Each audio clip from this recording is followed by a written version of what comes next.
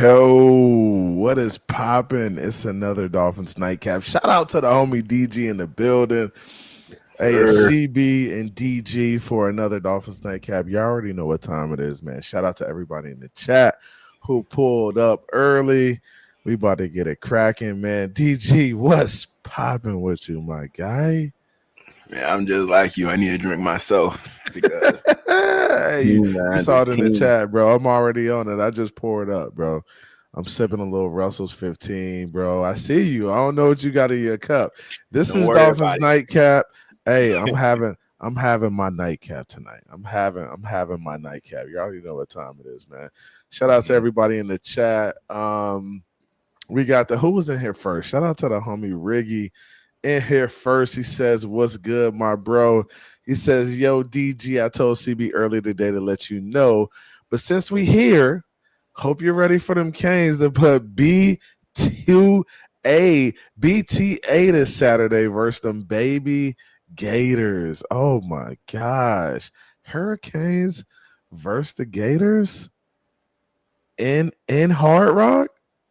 Oh man, it's gonna be a show. DG, you going to the game or what? What you gonna do? You gonna barbecue? You gonna mildew? Which one? I mean, I don't know if I'm going to the game now since y'all threatening me, saying that the Hurricanes gonna win. So we gonna see.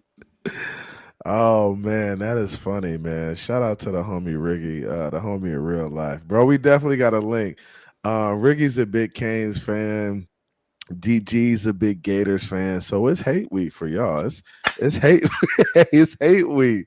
Hey, we gonna see, man. Hey, but let's before we get to this week's matchup, what happened last week, DG? With the Dolphins. Nah, we let's talk Gators first.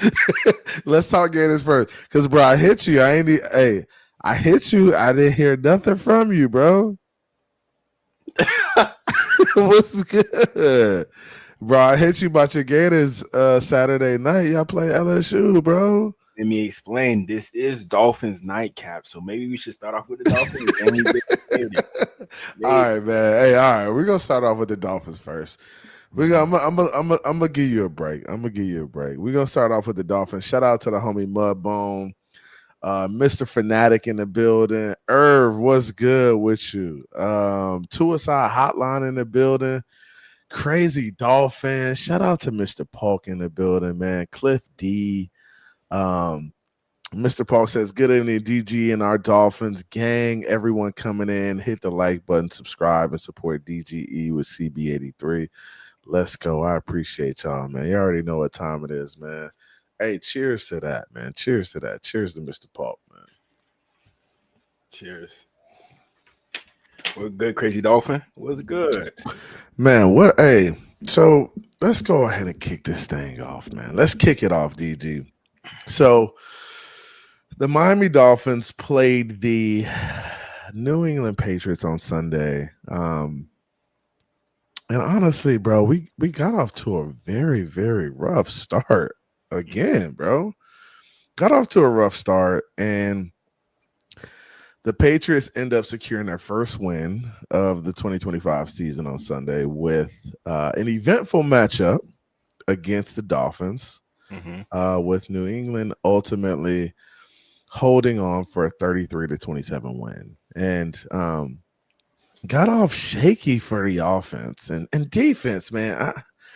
I just don't understand this stuff sometimes. I mean, I thought the excuse last week was that the defense was tired. They had been on the field. And, as a result of that, that's why they end up giving up so many points. But, man, they came out the first drive. Drake May goes right down the field and scores a touchdown. Offense comes out and can't answer, goes 3 and out.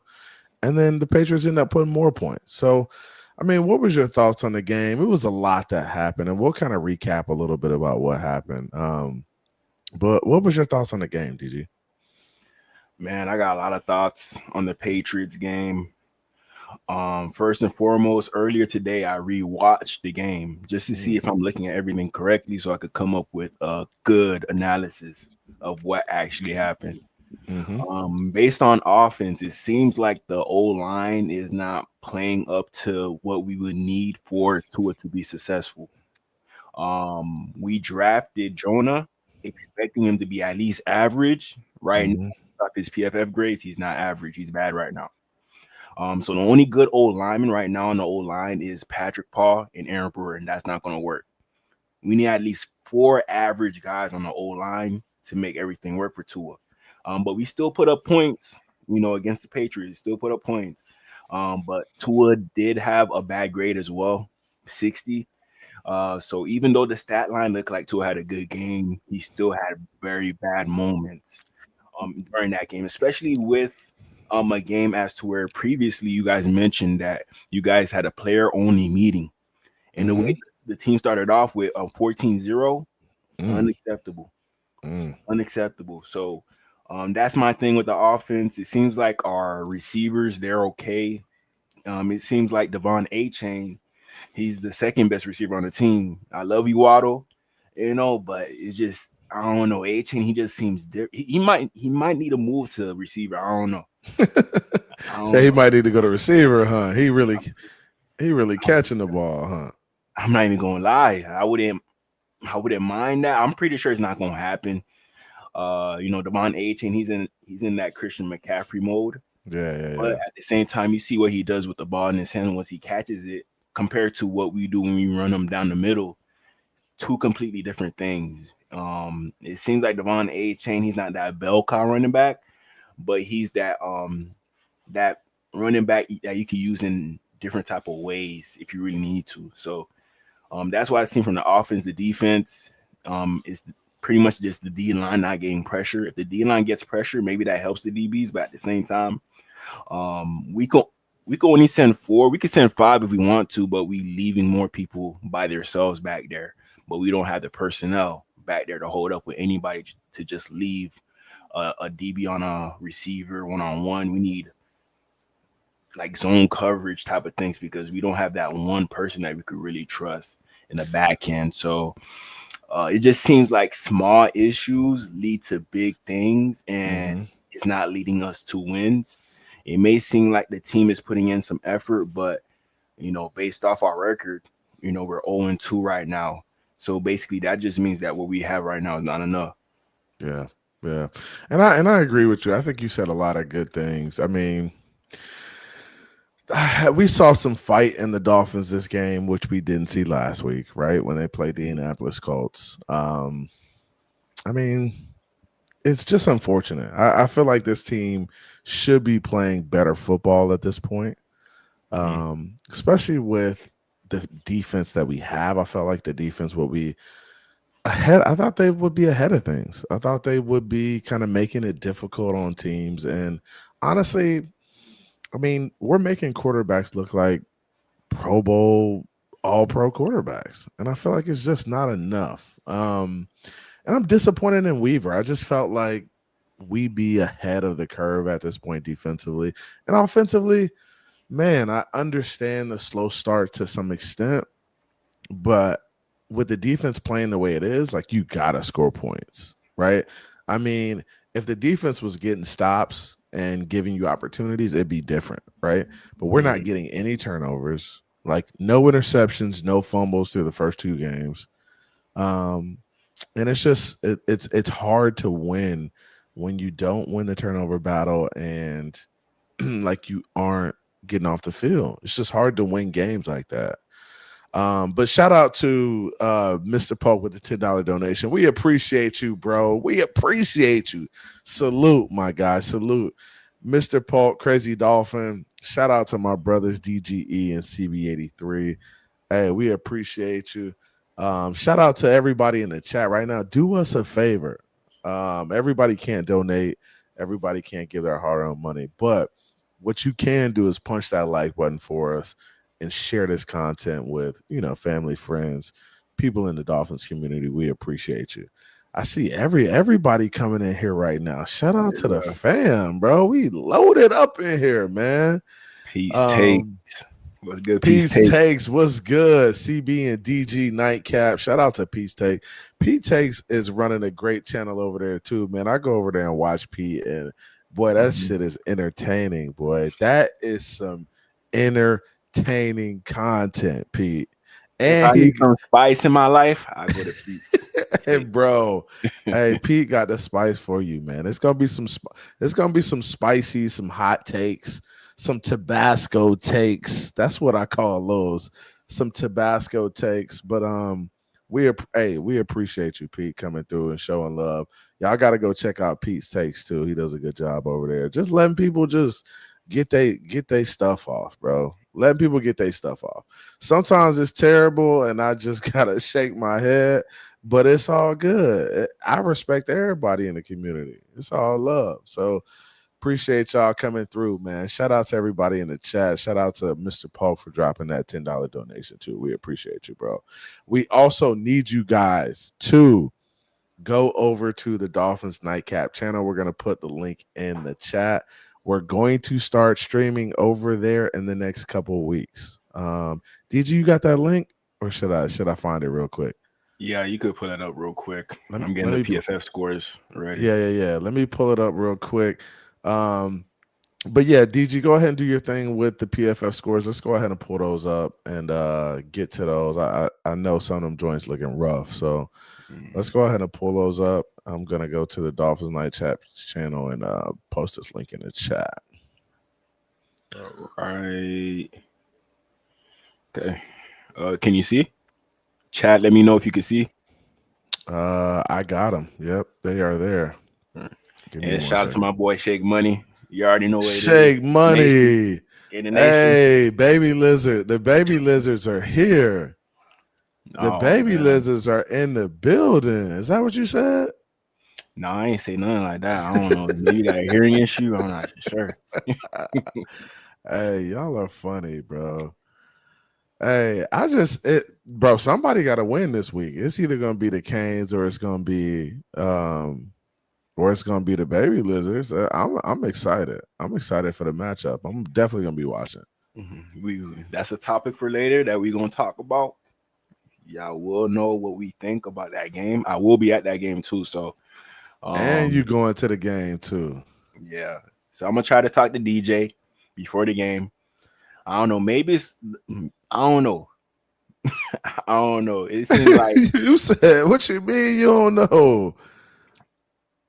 I'm gonna get into that later. I don't want to talk about it right now in regards to what I feel about that game with the 5 interceptions from DJ, but that's for another day. All right, we gonna get there. We're gonna get there.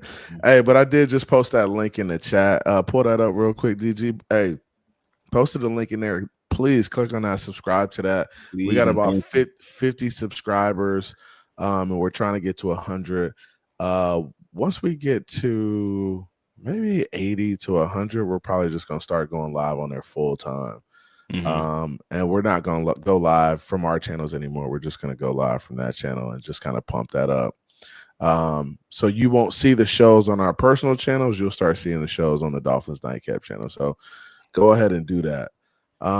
Shake Money said, until further notice, I'm a FIU fan. Vamos Gatos. Oh Shout out to my FIU. At the gosh. FIU, that's the school I went to. So I rep FIU and the Gators. Go Panthers. Let's go. Hey, that's what's up. That's what's up. Go Panthers, man. Shake said the Gators are so bad that I gotta be a FIU fan. That's crazy, Gator fans. That is nasty work. Sometimes it gotta be like that. That's wild. Now, getting into these PFF grades, this is offense right here. Tyreek Hill with a 77.8. Nick Westbrook-Akeen up there with a 75.9. Devon A-Chain with a 73.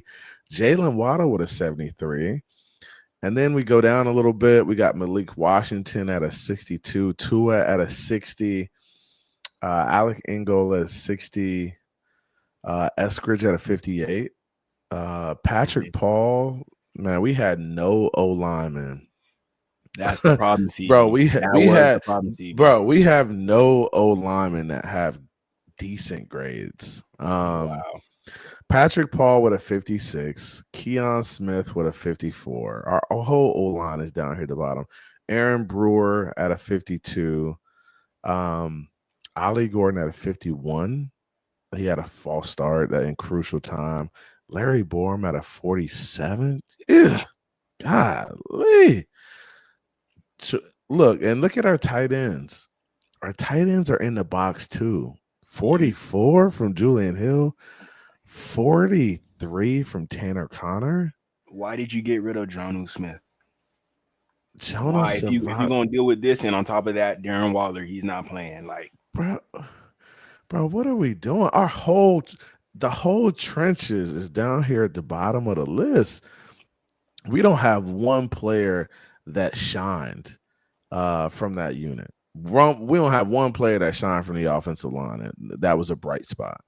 Everybody was bad, and that's what you guys got to understand. A lot of times, it's hard for these guys to play well when the entire unit is playing bad. It's just tough. So you need those guys kind of playing together, playing off one another, and just doing what they need to do. I mean, bro, Jonas Savaianea with a 26.4, 26.4 on 57 snaps. 57 snaps, and you got a 26. That means you we were better off just leaving Bro, no guard out there. To be honest. bro, you ain't get off the bus, bro. Like, bro, you was out there throwing oh shit blocks, bro. Like, Mhm. oh shit, he about to get hit again. Come on, bro. Mhm. Like, we got to do better than that, man. And honestly, our O line coach, he probably is. He probably is like, bro. I'm working with Larry Borum and Keon Smith, but we still got to figure it out. Why not just go pick up somebody else that maybe can come in? Maybe they're not going to come in and be world beaters, but maybe they can come in and kind of be okay for a little while, right? Somebody who's got like meaningful NFL snaps. Is it too late to pick up somebody, DG? Like, what's the deal with the offensive line? I feel like it's too late to pick up anybody that's going to be able to provide you with at least a 65, 70 PFF grade. Going on from this point, we were expecting James Daniels to be that person, but he's hurt. Austin Jackson, Oh my injury prone, gosh. he's hurt. So I don't like sometimes I think it's a scheme that makes our old linemen get hurt so easily since they're running out in space a lot. But I don't want to assume that. It could be that reason, but it just seems like with our old line, maybe it's the guys themselves, the guys that we got in the room.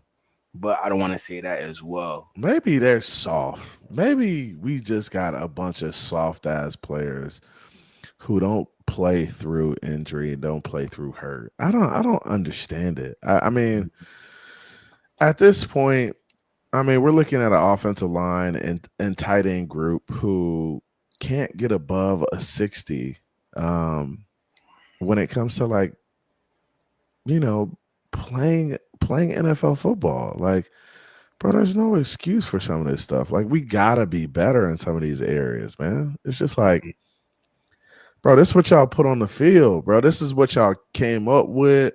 This is what Chris Greer signed off on. This is what Mike McDaniel signed off on. Y'all got to figure it out. And, bro, we're going into Buffalo tomorrow. We haven't even gotten there yet, TG. We haven't even gotten to. We're going into Buffalo tomorrow, bro. This just shows me that the New England Patriots front was more stout, more stronger than our front. In Just some got on Sunday. dominated. Yeah, We you're got right. dominated. We got dominated up front, bro. Mhm. We had some moments, but everything, and that's the funny thing about the Dolphins. Like, I talked about in the offseason, like, yo, they gotta find a way to get better in the trenches and just be able to run the football and just run directly at people and not try to run around people.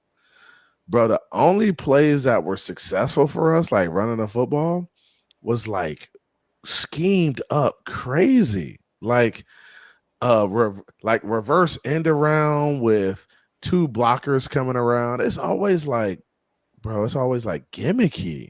Like, our run game is so gimmicky, bro.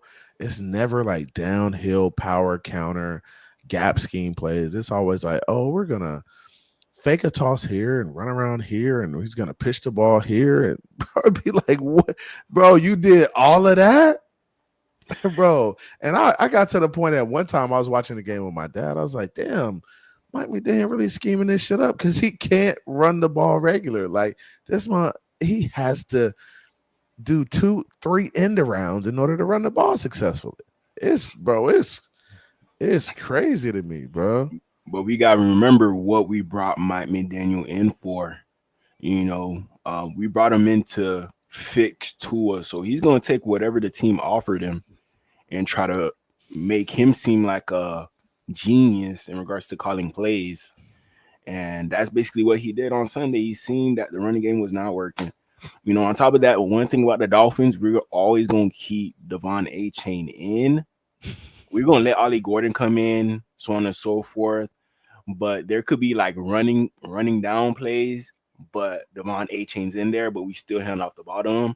But we're better off just giving the ball to Ollie Gordon. But we want to make sure Devon A-Chain's out there just in case if we need a check down for Tua. We're better off putting Devon A-Chain out there so he can catch the ball compared to Ollie Gordon. So I feel like that's why the running game hasn't been established yet. It's especially since that's something that we should really hone in on. But I don't know if we want to really put that workload on Devon A-Chain. I don't think the coaching staff really want to do that. Yeah, man, it's just it's weird. I think the Dolphins are in a very like tough position to be in, and they have to figure it out. Like I don't make excuses for people who get paid millions of dollars to play a game. And Mike McDaniel, I think he prides himself in being a smart dude, right? And I feel like, you went to Princeton, you're a smart guy, like, bro, you can figure it out. Like, this is still football. This is still very simple, but at this point, it just seems like he might be in over his head at this point. But we can get to these defensive grades. I mean, we've seen the offense. The offense in the trenches look absolutely terrible. The skill players are the ones who have the higher grades. Now, looking at the defense, seems like Jordan Brooks had a good day. 3.6 on 60 snaps. Yeah. So that's pretty good right there. Rasul Douglas, he had a pretty good day as well, a 79.9 grade. Willie Gay only had 3 snaps. Bro, we gotta talk about this Willie Gay situation. What you think is going on? I don't know, bro, and that's the thing. And I don't know if it's politics involved, or I don't know if somebody's in front of him they felt like is playing better than him. But to be completely honest with you, Willie Gay needs to be on the field. Like, we heard a lot about him in preseason, bro. Like, we heard a lot about him making plays in preseason. Then we get to the season, he's only getting, like, he's below 5 snaps. And I'm trying to figure out, like, okay, Weaver, it would be different if his defense was stopping people and getting stops. But it'd be different, bro. I'd be like, okay, all right, Willie Gay is good. He's on the sideline. We'll use him when we need him. Bro, we are absolutely stopping nobody. Bro, get his ass in the game. Like, there's no reason for a guy to be graded that high and to make plays, and then he's sitting on the sideline for the game. I don't care. You might have to swap somebody out who's not used to being swapped out. But you got to find a way to get Willie Gay on the field, because every time he's on the field, he makes the plays, bro. What is up? You got to say who would be replaced if we do start Willie Gay. Would you take out? We know you're not taking out Jordan Brooks. I'm not taking out Jordan Brooks, but I'm going to find a way to get him on the field, whether it's – where's Dotson at? Where's Dotson at? Dotson all the way down.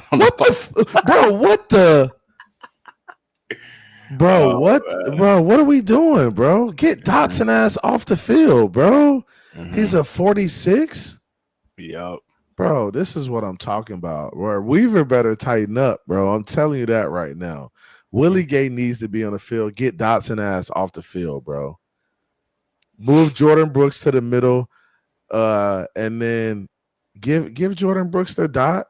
Give him the green dot, and then let Willie Gay get on the outside and do his thing, bro. What are I we? think we're gonna see more of Willie Gay We against have Buffalo to. Bills We have to. What's up with Jalen Phillips, bro? Where's Jalen Phillips at? right here. 60.3 Sixty on 40 point three snaps. ain't terrible, bro, but he gotta be better, bro. Minka's up there with a 60. Jordan Phillips. Jordan Phillips, I feel like he needs more time. Mm-hmm. Zeke Biggers, 59. Robin, get Chop ass off the field. Chop ain't did nothing. He ain't did nothing either. I mean, he got a sack. I give him that. He got a He sack, he but did get a sack. He did get a sack. mhm. Yeah, he had one play. But you still down there at the bottom, no? You still 57, kind of in the middle of the pack. Mhm. But Jason Marshall Jr. struggling, Tyrell Dotson struggling, Melifonwu struggling, Zach Sealer, bro, what? We paid, bro, too much money to be acting like this, bro. That's devastating. Seeing Zach Sealer down there, devastating right there, bro. Zach Sealer got paid and got ghost on us, bro. Crazy. He's stealing money right now. But you see what I mean in regards to the scoreboard doesn't indicate in regards to what the actual grades were for this game. Yeah, I see what you're saying, bro. Look at KJ Britt. He got one snap, bro. One snap. One snap. I like Jordan Brooks. But I would like to honestly see. I would like to see Jordan Brooks, KJ Britt, and Willie Gay on the field at the same time. And then you have to change up the scheme. You pretty much gonna run a 4-3 at that point. Go 4-3. Shit. I mean, bro, whatever we running, this 3-4 stuff with the stand-up guys, it ain't Mhm. working. It ain't working, bro. Put Jalen Phillips' hand in the dirt. Like, he's not a stand-up guy, bro. He stands straight up and get blocked. Bro, Mhm. I want to see guys' hands in the dirt. I want to see Chubb's hand in the dirt. Go 4-3, get Chop's hand in the dirt, put three linebackers in the game, stop the run, and play some coverage behind it. Play cover two behind it or cover two man underneath. Like, So let's say you play three linebackers. So you're basically saying that you want Willie Gay to be that dime linebacker, or you could put two linebackers and Jason Marshall. He's gonna be that slot person that's gonna I'm be cool with there. I'm cool with Jason Marshall playing the slot. You still got Minka at the safety. Is Austin Davis even playing right now or no? Yeah, he's down here, Ashton 56. Davis. Yeah, he down there. I don't know, man. I feel like you gotta Cam Smith not even getting no reps right now, huh? Is he still hurt? I think he's on IR. Oh, he's still on IR. I got you. Mhm. But man, like I feel like we gotta get KJ Britt and Willie Gay on the field. Bro, I feel like we're not stopping anything. Like I feel like we're not doing any better without those guys on the field. So I definitely feel like Willie Gay needs to see the field, and I'd like to see KJ Britt see the field as well. Like I said, I like to see I would like to see Jordan Brooks, Willie Gay, and KJ Britt at the linebacker positions. Put Jalen Phillips' hand in the dirt, put Bradley Chubb's hand in the dirt, and then put Sealer and Phillips or Sealer and Kenneth Grant. Like there's some things you can do, but bro, just go to a true four-man front, three linebackers, seven-man box, stop the run, and just let your DBs play, man. Let your DBs play cover two, cover three. Let Minka roam around there and try to make plays on the back end. But that's the only person that you could really trust. Rasul Douglas a little bit. We got to see more games. Pretty impressive that he got a 79.9. So it seems like Rasul Douglas is our cornerback one. Jack Jones, it seems like whenever he comes in, teams target him more because they Yeah, know that he's liable to give up something. They probably seen the film from the Detroit Lions practice and they know exactly what to do with him. So yeah. that's what it seems like. They always gonna go to Jack Jones' side because you're gonna be able to get something off of him. Yeah, man. Go. Hey, put up that comment by Irv right there. He says we run a 3-3-5 and it's not working. We should run a 4-3. Weaver ran it in Houston, and I agree, man. The 3-3-5 is getting ate the f up right now, bro. It's Mhm. getting ate up. I mean, everybody's having a field day with this 3-3-5. Honestly, I don't even know why we running a 3-3-5 because we don't have the DBs to have no five DBs on the field like that. Shoot, if you have five DBs, you don't you don't need a Jalen Ramsey. If you got five DBs, you got five guys back there all working together Bruh. to make sure nothing happens. But if you have four or three DBs back there, you each DB back there needs to be a solid DB. So right now, based off our scheme, we really need solid DBs back there, but we don't got that. So we need that D line to get pressure so our DBs don't look that bad. But Our the D D line not getting line, back there. our D line ain't getting no pressure, bro. Them Nobody up boys, there in the higher score. So our D line wouldn't bust a grape in a fruit fight right now. They mhm. wouldn't bust a damn grape in a fruit fight, bro. Nobody's getting back there. We get a sack a game. Like I feel like we fall into a sack a game. But we could be better, man. Shout out to Newfoundland in the chat. He says, "Evening, lads. This is about to be a bloodbath. Our heads gonna roll Friday morning." Mm, Man, what's your possible. thoughts? What's your thoughts? You think it's possible, DG? Yeah, I think it's possible. It just depends on how the team looks against the Buffalo Bills. If we put up a good fight, knowing this team, we're going to take that as a win. I heard what Dan Marino said earlier on a What did little. Dan Marino say? He was like, "There's no need to panic." That's what he said. He said, Last time "There's Chris Greer no, said that, we ended up panicking. So bro." I Yeah, don't know. yeah. All right. Shout out to the homie Fenzaholic, the Batman in the building. He says, "Yo, and Tua, we trust." We What? gotta, Let me take that off the screen. bro. You can't. Hey, Wolfpack tripping tonight, bro. What's up with the Wolfpack, bro? Y'all tripping. I Shout think out he's to being Batman. sarcastic. Nah, he's serious. My man, super serious. Shout out to Batman pulling up. He's definitely a tour guy. He just got that Dolphins tour, the new Dolphins tour jersey, bro. Bro bought a couple of them joints, bro, serious about tour, bro. Mhm. But yeah, what we got next, DG? We got some interesting things that I've seen in regards to that Patriots game. Let me get to that real quick. Yeah. Shout out to everybody in the chat, man. We appreciate y'all coming through. I see you, Mr. Paul, throwing up the Wolfpack signal, bro. I see you throwing it up. Um, yeah, let's get into get this comment off the screen real quick, Mhm. just so we can see it. Yeah, appreciate you. So with this play, I don't have a lot of plays for us. This is just one Devon A chain play. In regards to me stating that he should be a receiver. But let's check this out. He go out in the flat, boom, Tua throw it. He like a little check down. If Tua don't like his reads, he gonna go straight to Devon A chain. Now, did you see the Kurt Warner video, bro? Yeah. What did you? So this is my thing, and I want to talk about this a little bit. So I saw the Kurt Warner video, and he talked a lot about how Tua's kind of rushing his process, right? He feels like his process is speeded up, right? And he also feels like his drops aren't consistent. Like the way he drops back into the pocket isn't consistent, right? Nah, no Wolfpack. Shut up. Hey, damn, Wolfpack jumping in here. I just saw Wolfpack that. jumping today. I love that. I love that. Hey, DG on one tonight, man. Y'all got to chill with the Mhm. Wolfpack comments. But yeah, so Kurt Warner talked about him rushing through his progression and just not trusting his feet and trusting the process when it comes to working through his progressions. And I do see a lot of that. And he talked about how Tua is kind of taking different drops on different plays. And he's wondering if Mike McDaniel is coaching him to do that, right? Because honestly, quarterbacks drop should be fairly consistent. It should be, hey, if I'm, you know, looking at something quick, it's going to be like 3 steps. So if this is going to be a little bit longer developing, maybe it's a 5-step drop.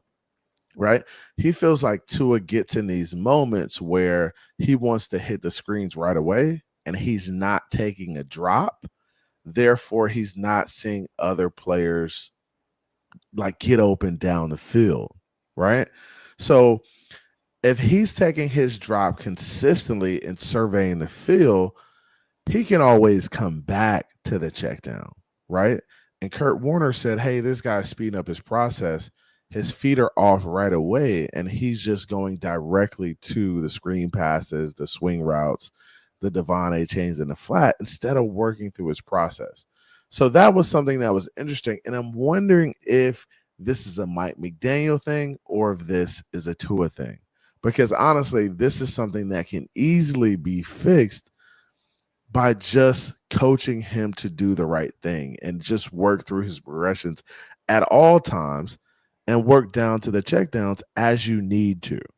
But I do feel like after watching that video that Tua is giving up some stuff down the field because he's going to these swing routes and stuff just too quickly. Like I feel like Devon Achane should be targeted on some of these plays, but I feel like a lot of these plays Tua should be looking downfield to the guys like Tyreek, Jalen Waddle, Waddle. who are coming open, bro. Because these plays are cool every now and then, but Mhm. you gotta take shots and you gotta open up the field. And by taking your shots and completing on those, you're gonna have these, right? Guys are gonna move back into their zones, and then a channel open up at some point. But you can't rush through your progressions in order to hit swing routes and Devon A. Chain in the flat. It's just not something you should be doing, bro. But what's your thoughts on that? I mean, there's a reason why Devon A. Chain leads the team in receptions. It's just not because of Miami Daniel wanting that to happen. I felt like it's just based off what Tua sees, and he trusts that Devon A. Chain he gonna get at least 5 yards every time he touches the ball. I know Devon A. Chain is a very explosive player, Yeah. and I would have a lot of trust in him myself as well if I was quarterback. But I don't know. Also, I do think that the O line may dictate what Tua does with his footwork. If he sees that the O line could break the pocket, that might affect his footwork. He might slide to the right a little bit, even though he's not supposed to. That might mess up his throwing motion. I think that could be another thing that could affect Tua in regards to how he delivers the ball. Why some balls may oversell, and on top of that, he's a short guy. So maybe he's not, seeing the field very well. Some quarterbacks, you see them play and you know that they can see everything on the field, like the elite quarterbacks. When Tua play, you don't think that he sees everything on the field. If he was, we probably wouldn't be in this situation. We would probably be 2-0 rather than 0-2 Mm. if we were confident in him seeing everything. So Yeah, and I do feel like Tua does. He leaves. Tua definitely leaves some stuff on the bone, right? He leaves some meat on the bone. No homo. Like he's got to do a better job of like trusting his offensive line. And I know it's hard to trust guys who just got off the street. They last week they were at Home Depot in the aisles helping people find Phillips head screwdrivers. But this week they're playing for the Miami Dolphins. Like it's tough when you have guys who shouldn't be NFL starters and they're trying to protect you. But you still got to find a way to make plays down the field because it's going to help us win games. And I mean, at this point, you might as well just go out there and play ball, play loose, right? And just make the plays you can make. Like speeding up your process and just going to HN right away is just not the answer. You got to find a way to take the deep shots and then work back to him. And I just feel like he's not doing enough of that. but CB, when you see a play like this, it makes you think otherwise because it actually worked. So And that's the even though, thing. Yeah, they Mhm. work, bro. They work sometimes, right? So he Achan has the ability to make a guy miss, but he still went out of bounds too. Mhm. Like I understand it. I see what you're doing. You're trying to get the ball to a speedster who can make a play. Um, but he shouldn't be the first resort on a lot of these plays. He's not the first read, Mhm. right? Tua is still supposed to be reading the offense, the middle of the field, and making throws. You can't be so reliant on this that this becomes the new normal and you try to make these plays all the time. Because that's just signs that your offense isn't in the right. It's just not in the right state. If this is what you're relying on, you have to rely on being a passer down the field, looking at coverages, being able to hit guys. And I feel like that's what's hindering Tua's development too. Is just a lot of these swing passes, screens. It's not forcing him to like make the throws necessary to be successful. Like, and that comes down to coaching. Like, you, I understand you want to get the ball to Achan. I understand you do, but you still have to be able to play football, be a football player, be a quarterback, read defenses, understand what the defense is trying to take away, and make a play down the field. So, I mean, I don't know, bro. I feel like it's hindering him. I feel like it's hindering his development as a football player. I mean, I feel like one person I compare Devon A Chain to is Bucky Irving from the Buccaneers. I don't know if you know him. Yeah, The yeah, small yeah. running back, they were on the same size. Devon A Chain, he definitely faster, but similar playing styles. And when I see the Buccaneers play, they're able to make a running back like Bucky Irving work. It makes me think like maybe if Devon A Chain was with the Buccaneers, it'll probably be a better situation. A better O line, better quarterback, so on and so forth. So I'm looking at guys similar to what we have to see like how are they being successful in the NFL, and that's why I noticed in regards to Bucky Irving, his interior O line is always good. The interior that we got Aaron Brewer, but like I said, if But Jonah's performing like he is, and our right guard is not healthy, our right tackle, the running game most likely is not going to work with Devon A Chain. Just like Tua need that O line, Devon A Chain need that O line too. But if you I want to I use Ollie agree. Gordon, And bro, I agree with you, but I feel like Bucky Irvin can run inside. He can run between the tackles. He could do. I feel like a lot more than then A H. Chain, I feel like he has more versatility, nah, right? I don't think so. I feel like when it comes to the passing game, I feel like A-Chan's got him. Like he catching the ball and making a play on the outside. I feel like A-Chan's got him for sure. Screen game, A-Chan's got him for sure. But when it comes to just running the football between the tackles, and maybe I say that because he has a better offensive line. Exactly. Maybe I say that because he has a better offensive line. A-Chan could probably go to the Bucks and be super successful. I can't say that's not the case, but I feel like the Miami Dolphins are limiting A-Chan because he can only do this because the Miami Dolphins can't get downhill and run the football. Like Mhm. everything they do run wise in the box is like gimmicky and like it's never like gap down backer. It's always like, oh, we gotta pull the guard and the tackle and then reverse back around. And bro, it's like, what the hell are y'all doing? Where are these blocking schemes coming from? Some of them don't even make sense to me. But like I understand that, bro, sometimes just playing downhill football is where you need to be. Like if you could just run power, counter, trap, you'll be okay sometimes. But Mhm. we get in the shotgun formation and we do a one back and we got five offensive linemen and we got a 7-man box. Like it go back to the beginning of this play right here and pause it. So right now we have five offensive linemen. Who is 80? Tanner Connor? Yeah. So we got Tanner Connor. And who is this right here? 30. That's Engel. Yeah. So we got five offensive linemen. We got a fullback, a tight end, and a running back. Now, looking at this box right here, we have a wide five. We got two wide fives, two wide ends, right? We have a three tech on the right hand side. We have almost like it But looks like it's that like three double. tech, That 3 tech is not your regular 3 tech. It's a wide. It's like a wide three, right? But I'm talking And about the person. oh yeah. These dudes are different, right? Yeah, Milton But Williams. He won the Super but Bowl last year. but look at these. But look at the box right now, bro. If we Mhm. were to count the box and just play the box, like we have four guys on the interior, we still got the numbers: fullback, tight end. Like these wide defensive ends, bro, they're not even really in the play. If we just hit it up in the middle and just block, we could get 5-6 yards a pop. We should be able to with this type of box. It's just we don't have the ability to get downhill and punch people in the mouth. And that's what bothers me about this team. It's like, bro, we have 5 offensive linemen and a fullback and a tight end.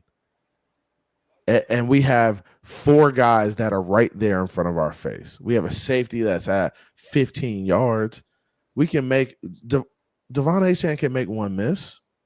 Like what are we doing? We can run power counter. We can run a number of different stuff.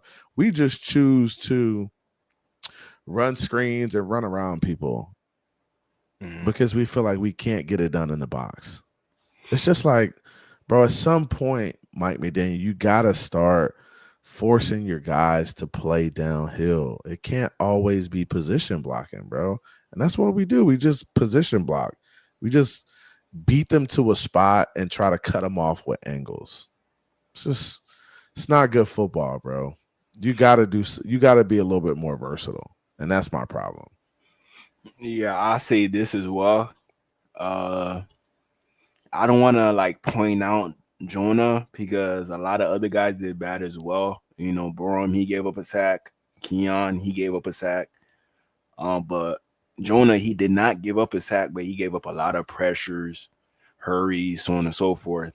And I'm not saying that's good, but at the same time, it seems like he's going to go through those growing pains as to where we really needed him to perform well. When we draft the old lineman as early as we did, we're expecting him to be at least average for us to perform better out there on the field on offense. But right now, he's not performing that way. Maybe he'll grow into that throughout the season. You know, he had a very good matchup with Milton Williams, getting paid $27 million a year, so that's good competition for him. But he's gonna have to learn from that matchup because this is not the best front that we're gonna face all year. There's gonna be way better fronts than this. Definitely not the best front. Definitely not the best front, but they do play well. They do play disciplined football. They do play sound. We're gonna play some fronts that aren't as good as this, but we're gonna play some fronts that can dominate too. And this isn't one that's just dominating, but they are a solid front. But yeah, I mean, I feel like we just got to be better. And I feel like Mike McDaniel has got to just got to be more simple. Like it can't just be running around people. You got to kind of force these guys to block, man. I don't know if you've seen the kickoff return by Malik Washington. Did you see that? I did see the kickoff return, and then I saw right after that the kickoff. I saw the punt. We had the punt return, right? Malik Washington had the punt return, and then I saw the kickoff return by the other dude. Okay, I'm gonna play TD's reaction to the kickoff return. I was dying laughing at this one. Oh, bro. So this is to the kick. He was still playing the song, huh? Yeah. It's the new era and we back up in the mid. MIAMIDOLPHAIs when the WAP again.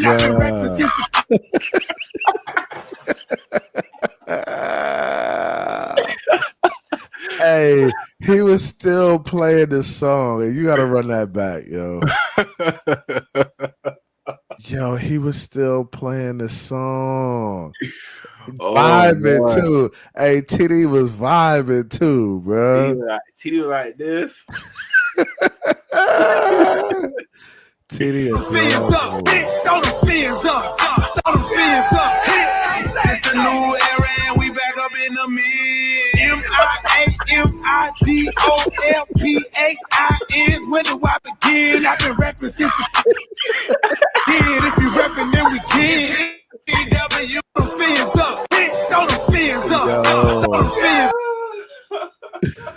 Bro, what? Hey, why am I just, bro? Man. Why am I just seeing this? That's crazy, bro. Man.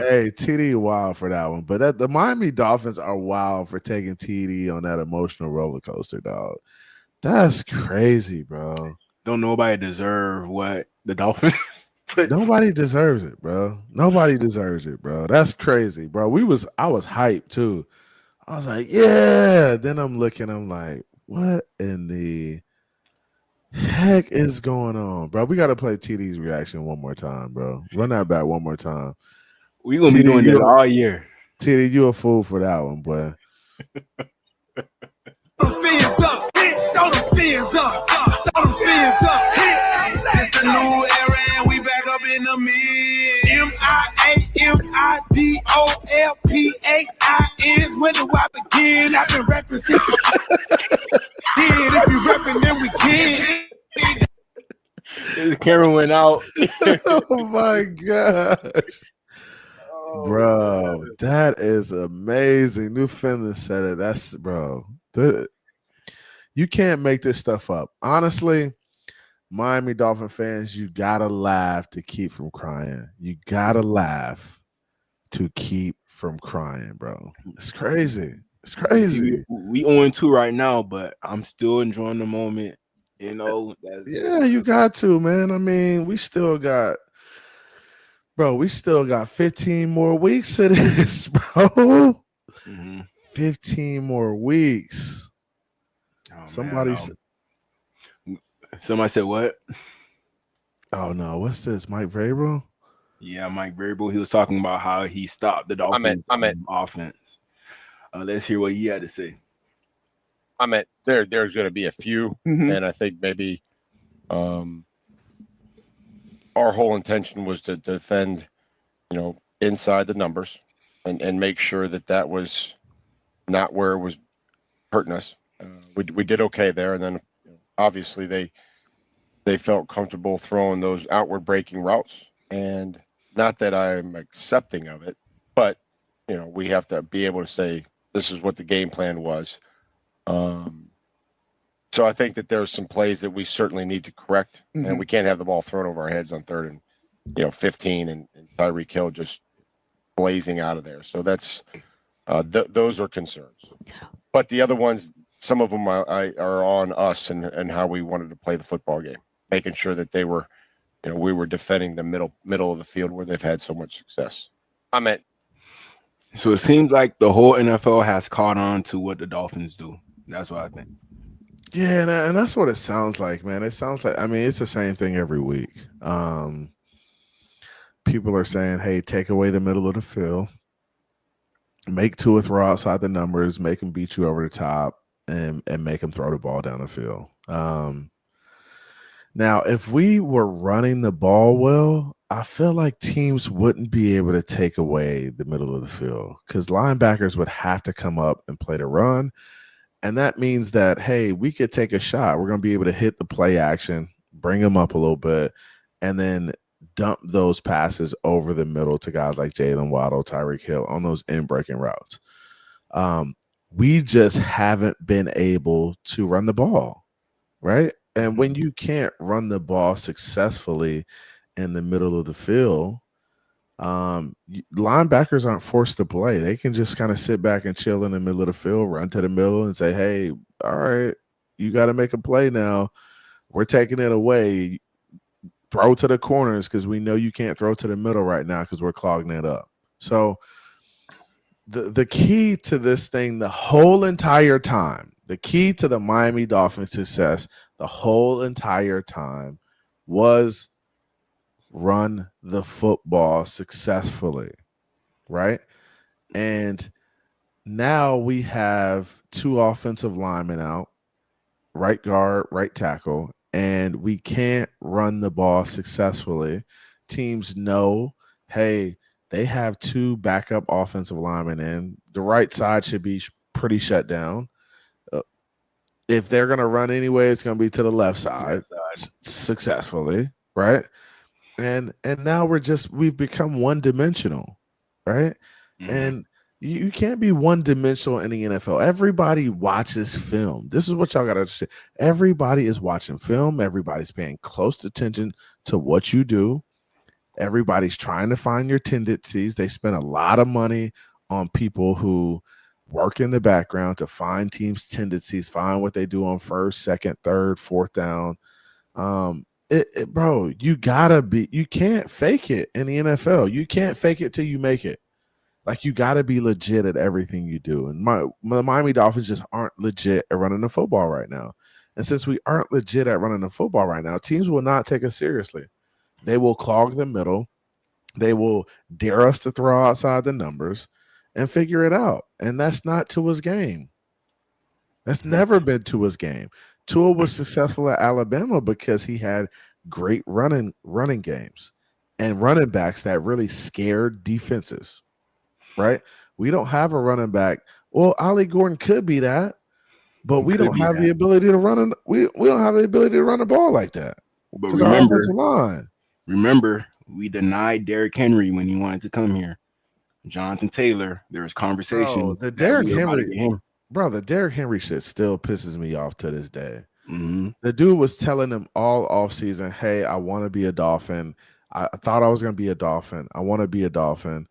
And we chose to just sit on our hands, right? And then he goes to Baltimore and absolutely is killing it, bro. Like, what makes Greer think? What makes Mike McDaniel think? And this is the arrogance that bothers me with Mike McDaniel and Chris Greer.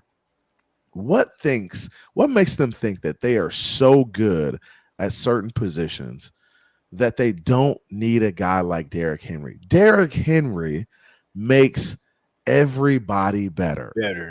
He makes the offensive line better. He makes Tua better. He makes the wide receivers better because he's going to demand attention. What makes them think that they don't need a guy like Derrick Henry? And that's what scares me about Mike McDaniel, Chris Greer, and this organization is that I don't think they really know football like that. I think they are so caught up in what they do in their system and the guys they want to showcase that they just don't care to like be versatile and like have other guys that do different things in the building. It's just I just don't understand it. The fact that you don't go get a Derrick Henry and you sit on your hands and you say, "Oh, Devon Achane, who else did we have? We had we had Madison. No, but this is before. But I'm talking about even before. Derrick Henry was years ago, but we had Jeff Wilson Jr. We had Devon Achane. We had Myles Gaskin, Savon Ahmed, Raheem Mostert. Bro, y'all think Raheem Mostert and Devon Achane are the answer? Bro, what are we doing? Like, the Miami Dolphins just have things backwards. And I think Mike McDaniel is making a lot of these decisions too. And I think, especially personnel wise, I feel like Chris Greer would have went to him and be like, "Hey, what do you think about adding Derrick Henry?" And he's like, "No, I don't think he fits our playing style." I feel like that's something that Mike McDaniel would say. He doesn't fit what we want to do. Because Mike McDaniel wants small scat backs like San Francisco 49ers. And that's why they can't keep a running back healthy. But they can't keep nobody healthy. They can't keep McCaffrey healthy. They can't stay on the field.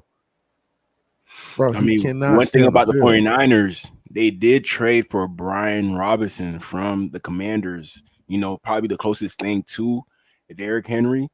And they put him on their team. He hasn't gotten a lot of carries yet because he's in the same backfield with Christian McCaffrey. So if we had ever brought in Jonathan Taylor or Derrick Henry, we would have to figure out a way as to where both guys are still getting the same amount of reps and we can still get like the same kind of production that we would want from a Derrick Henry compared to a Devon Achane in our offense. But bro, Mike McDaniel is just not versatile in the run game. He does the same thing over and over again. It's always outside zone, screen passes, things in the flat. It's just like, bro, people kind of know what you do now. People know your tendencies, bro. People know what you got going on. Look at the banner flying over Hard Rock. Wild. What does it say? Fire Greer, Fire McDaniel. McDaniel. Damn. I thought the last one said Fire Greer only. Now they added the Fire McDaniel in there too. Savage. Hey, some people pay good money for this right here. This is not How much? cheap. I wonder how much that is, bro. How much? A few thousand. It's a few thousand? Mm-hmm. Damn, that's crazy, bro. People spending big thousand. money. Get them boys out of there. But you don't think like something like this confirms that they're not going to be here for long? Since this happened, whenever I see organization go to the extreme to let organization know that they want somebody fired, it ends up happening.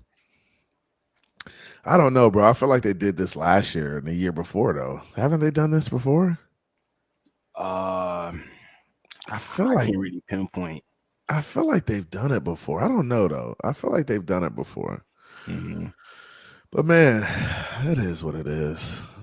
All right, and I got a few stats from that game. Then we go on to the next topic. Miami Dolphins have the worst pass rush grade, 48.7, and the fifth worst coverage grade at 44.6. So like I was mentioning earlier, if our pass rush grade is 48.7, what makes you think our coverage grade won't be any better? So the better our pass rush grade is, the better the coverage grade would be. But if the pass rush is not good enough, we can't expect the DBs to hold up. Man, this shit is trash, bro. Like I don't see chopping and putting pressure. Honestly, this is what I like to see. This is what I think Weaver should do, right?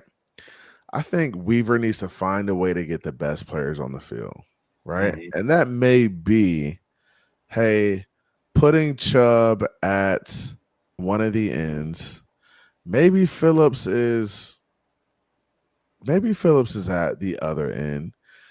But I feel like you got to find a way to move Chop around a little bit. I feel like Chop is not the type of player you want to put in the 5 technique and just rush every time. I feel like he'd be really good in that amoeba type defense where he's just kind of roaming around, finding a gap to run into and make a play on the quarterback. I just don't understand why Chop is used the way he's used in our defense. I feel like he's not Micah Parsons, but I feel like if you used him in that role a bit, it would throw something at the offense that could catch them off guard. So I just feel like you got to find a way to get your best players on the field, and I think that's having Chop maybe rush from the inside sometimes, stand up, rush over the center, just make things difficult for the defense. Show them some different looks. Weaver literally comes out in the same thing, the same look every time. He may roll stuff. He may roll something back differently, roll to a different coverage, but it all looks the same up front, and it's not working. It would be different if it was working and getting stops. Bro, you got to send something different. You got to do something different. You got to use Chop. You got to move him around a little bit. He's too small to just rush from a 5 technique every time, bro. You have to move him around so he can get skinny, go versus bigger guys who can't guard him. Bro, you got to do something different. Like, these dudes get paid a lot of money. I don't understand why they can't see this themselves. DG? I feel like they want Chop to master his role first before they expand his role. Sometimes coaches want to make sure that you could do one thing at a high level before they put more stuff on your assignment. But so I feel like Chop Robinson is not effective as of yet in doing what the Dolphins want him to do. But what if he can't? What if he can't do it? Like, what if you're asking him? It sounds like to me you're trying to fit a square peg into a round hole. He's not the player. He doesn't have the size to go in a 5 technique and rush a tackle every play and be successful. He just doesn't have the ability to do it. We've seen it over and over again. The experiment is over. It's over, bro. Like, he doesn't have the ability to do it. He has the ability to beat a guy every now and then, but you need to move him around a little bit and just use him in different areas. Yeah. It's like, bro, like, what are we doing? Like, he should, bro, he has the same stature of a guy like a Micah Parsons. Bro, Micah rushes from the 5 sometimes. Sometimes he'll stand up and rush over the center. You have to move him around. He's not the guy that you just, and this is what you start to learn with Micah. If you just put Micah in a 5 technique every time and you say, hey, rush the passer. Yeah, he wouldn't be as effective. Bro, he wouldn't be as effective. He wouldn't be the player he is. Mm-hmm. But they understand, hey, he's best when he's moving around and he can be a football player and he can just cause chaos. Right? Some guys are just chaos cause. Some guys are just kamikazes. He's just gonna go in there and wreck a play every now and then. Mm-hmm. We don't have a guy like that. We don't have anybody doing that. We need to use Chop in some of those roles, bro. Mm-hmm. Who was the last Dolphin that you think had that type of impact? Like, would it be like Cam Wake? I think bro, honestly, it would be Cam Wake. Yeah. And I feel like Cam Wake was a bona fide pass rusher, right? Mm-hmm. Like, he was a guy who could win constantly in a 5 tech or a 9 tech. He could win constantly. We don't have a guy like that on the roster, right? Honestly, it don't help when you don't get in the 3rd and 10. Like, you never put yourself in 3rd and long. Like, the defense is always ahead of the chains and they're in 3rd and 3 or 3rd and 5, so they can run or pass. It doesn't help when you're doing that. But Cam Wake was the guy on 3rd and long. He was going in the game and you knew he was coming. Quarterbacks knew he was coming around that corner. Like, Chop Robinson doesn't have that ability. I just feel like he doesn't have the strength to beat tackles like that. Cam Wake could literally bench press dudes off of him. To be honest. Right? Yeah, he can literally, like, get underneath them, bench press them dudes with one arm, and still get to the quarterback. Chop just doesn't have that ability. He doesn't have that size. He has the speed, the stature, but you gotta use him. You gotta move Chop around in order for him to be successful. Another thing that I noticed, the thing with right and left tackles, usually the right tackle is least athletic than the left tackle, I shall say. So they tend to put Chop Robinson on the right side more than the left side, so he get an easier matchup against a lesser athletic type of guy. So they do move him around, but they still keep him in that same spot on the left or right side. The same box. Like, they keep him in the same box of being a defensive end edge rusher, right? I don't even see them, like, stunt him inside, like knife him inside and bring somebody outside. I don't see a lot of stunts and movement from our offensive line either.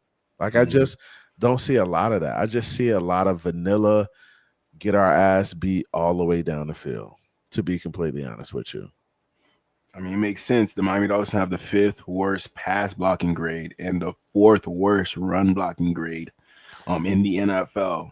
If you are having these grades with your O-line, you need a Lamar Jackson back there. You need a Patrick Mahomes back there so they can alleviate how bad this O-line is. But we have Tua, the guy that everybody says that he needs a very good O-line in front of him to perform well. But these are the grades that the O-line is providing to us.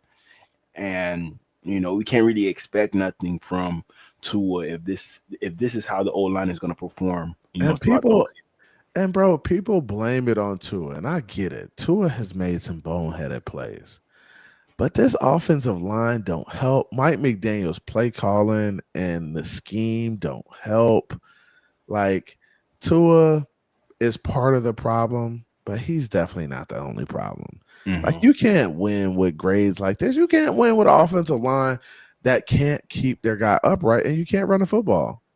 Like, you can't win with that. Like, we talked about trenches all off season.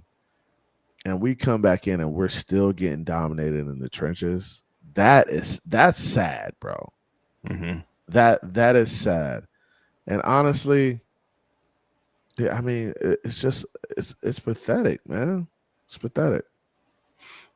I mean, this is the last topic. Man, Anthony Weaver, bro, he don't deserve to be no interim head coach. He don't deserve to be interim nothing, Bill. If Well, Mike how McDaniel come? get fired, fire his ass too, bro. I'm sick, bro. The defense is absolutely terrible, bro. I ain't giving Weaver no head coach job. I'm not letting him be no damn interim head coach. I'd rather you promote somebody else. So the personnel that we got right now doesn't give Anthony Weaver a freebie in regards to having that opportunity. No. Okay. No, and honestly, get your ass in the box. Why are you on the sideline? Weaver, what can you see calling plays from the sideline? Mm-hmm. Defensive coordinators need to be in the box, bro. Like, what are we doing? Like, get up in the box, look at your defense, look at what they're doing from above, call the defense down to your guys, and have them get lined up. Bro, you can't see anything from the sideline. Defensive coordinators do not need to be on the sideline unless you're really that good, right? Some guys are really that good where they could just sit on the sideline, dial it up, and hit their guys make plays. Yep. Weaver's on the sideline looking at his tablet, trying to figure it out after the drive, after they just get torched. Bro, get in the box. Bro, get in the box, call the plays down, be able to see the entire field and what the offense is doing to you, how they're attacking you. If you can get up there and see how they're attacking you, you'll be much better off. Bro, I can't believe I got to tell them this, bro. Y'all, the Miami Dolphins should be paying me, bro. Get me on the payroll. Get me on the payroll, DG. We got to get me on the payroll, bro.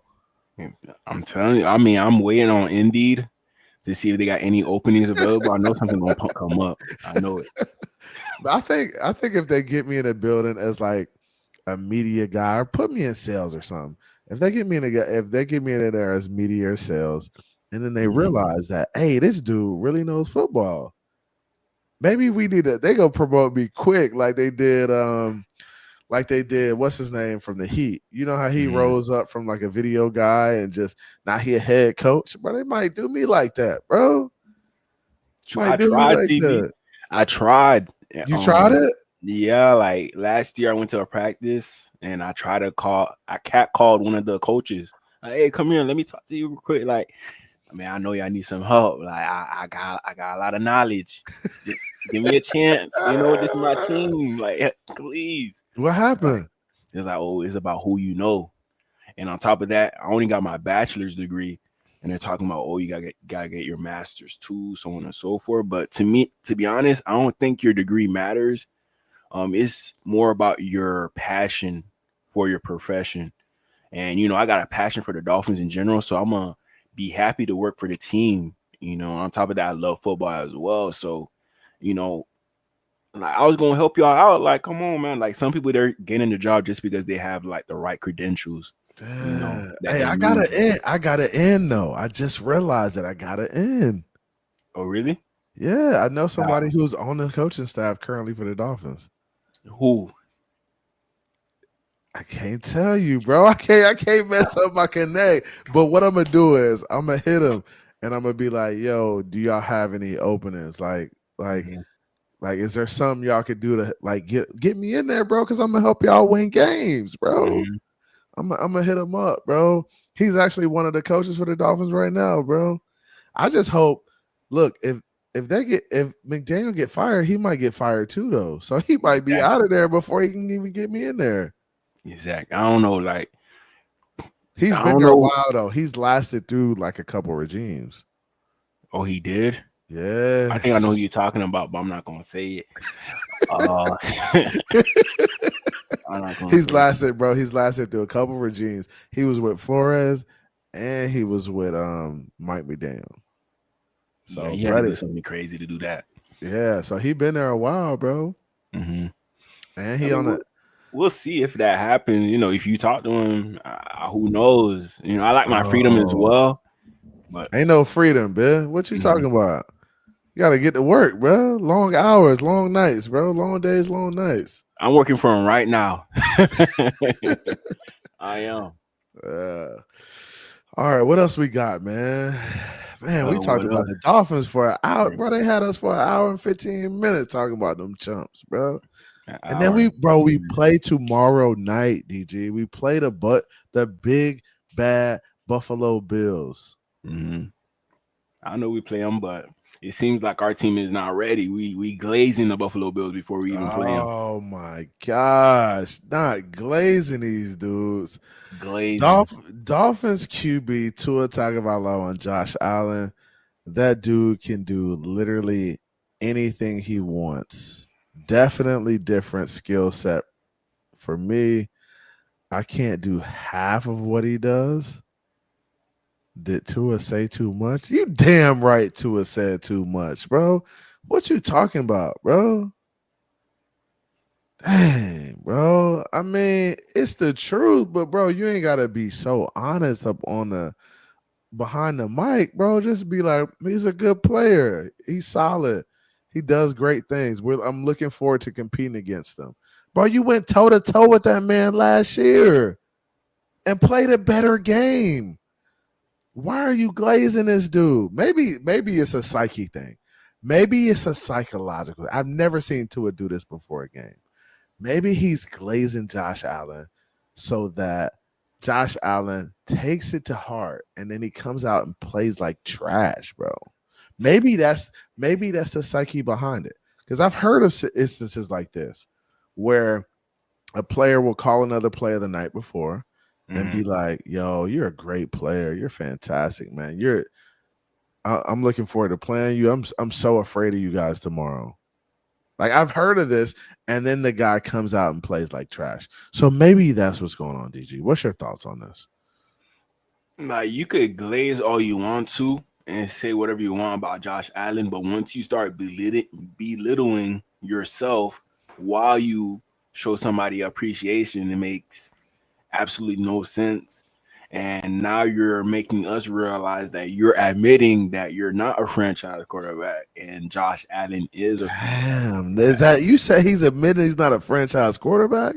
Yeah, he's basically saying that to me. When I heard this, he's like, come on, Tua, you can't really say that about yourself. I can't even do half of what he does. Y'all both in the NFL. Yeah, that was wild right there. That I can't do half of what he does. Like, bro, you got to realize, Tua, you just played against this dude last year. You're only as good as your last game. Tua absolutely had a better game than this dude. When we go look at the numbers, better numbers. Mm-hmm. Went toe for toe. Like, what are we glazing for, bro? He's solid. He does a good job. He I think runs. they were I would have been probably like, bro, I would have been like, it's dangerous. Like he plays like dangerously. But I mean, it's just maybe it's a psyche thing. Maybe he's playing a game with him, bro. I don't know. It's hard for me to like understand it. You got to hit. Go ahead though. You know, sometimes somebody could be too brutally honest. And I I think agree. that's what we're doing here. I agree with that. He can't be too honest. Dude, he's top tier.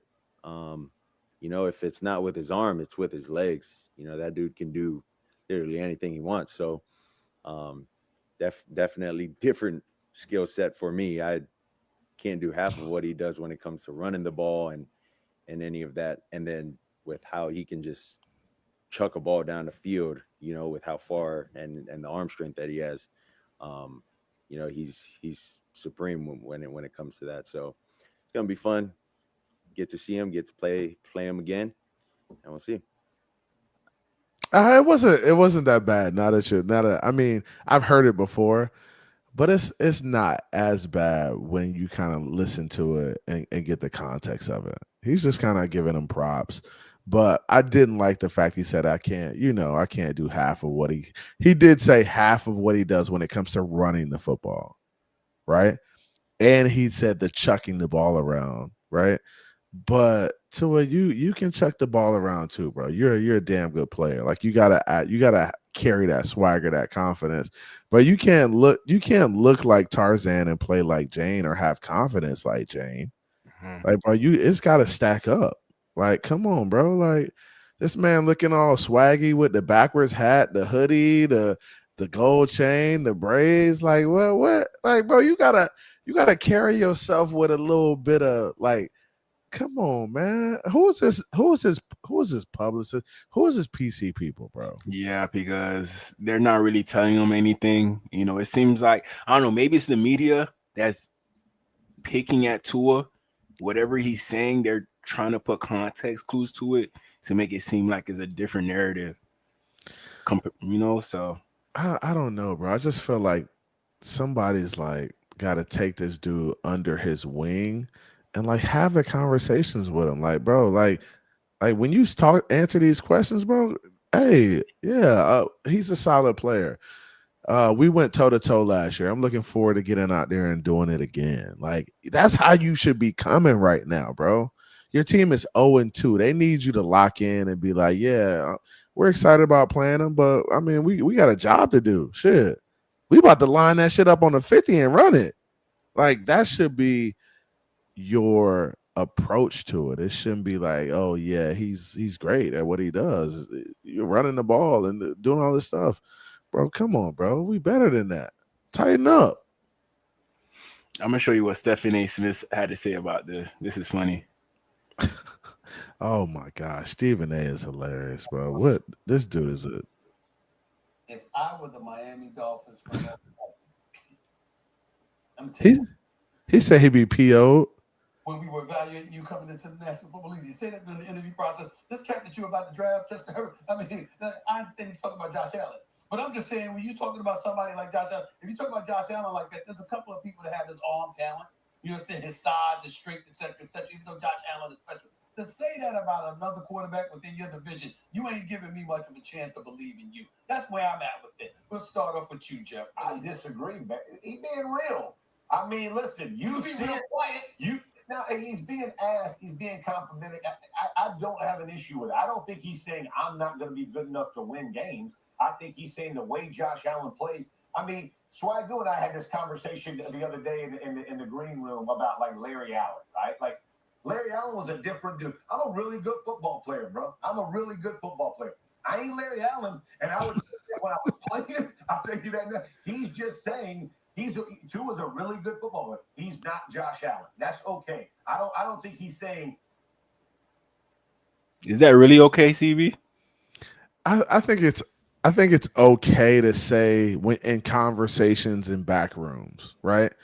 But when you get onto the mic, I don't feel like you should be bigging up a player in your division who's a division rival. Like, that's not the approach. It should be when you're behind a mic. Like, you can say, "Oh, he's a good player, man. He does fantastic things. He runs the ball. He does some stuff well. Really looking forward to getting out there and competing against them. You know, we've went toe to toe in the past. I'm looking forward to getting out there and doing it again on Thursday." Like, that should be the approach. Like, you see the guy here, I forgot the center's name. What's his name? I don't know his name. But he's having the conversation right now, and he's like, man, in the back rooms, yeah, like I tell people, I'm nowhere near that guy. Mm-hmm. But you don't get behind a mic and you know, downplay yourself as a result of that. So that's kind of my take on it. I just wouldn't, bro, don't big up Josh Allen on the Miami Dolphin fan base. Mm-hmm. Like, we don't want to hear that shit. We want to hear you say, hey, you gonna go out here and hey, he's good. We about to smack this dude though. Mm-hmm. Like that should be the approach. That also supports the soft narrative that everybody's placing on us. The way Tua talked on the podium right there. Yeah, and it does. It sounds real. Oh, I don't want to get my ass beat tomorrow type situation, right? Mm-hmm. And that's why I don't know. I feel like Tua and the mic aren't the best. I feel like you got to kind of keep Tua off the mic as much as possible because he is brutally honest, and we don't have a lot of guys that get behind the mic and just set the tone for what we should be saying. Mm-hmm. Right? We don't have Tyreek Hill will get up there and be like, yeah, Tyreek Hill don't even get asked questions like this, right? He's just talking about, oh, yeah, we're in a better space, we're figuring it out, blah, blah, blah. They don't ask him questions about Josh Allen or Stephon Diggs or anybody like that, because they know Tyreek would be like, bro, fuck Josh Allen. We trying to win a football game, bro. Like, he a good quarterback, but he ain't invincible. Like, he's throwing interceptions, he does stuff, he still makes mistakes. I just feel like that we don't have enough guys that are tough-minded that get behind the mic. We got Tua, Tyreek talks a little bit, Waddle never says anything.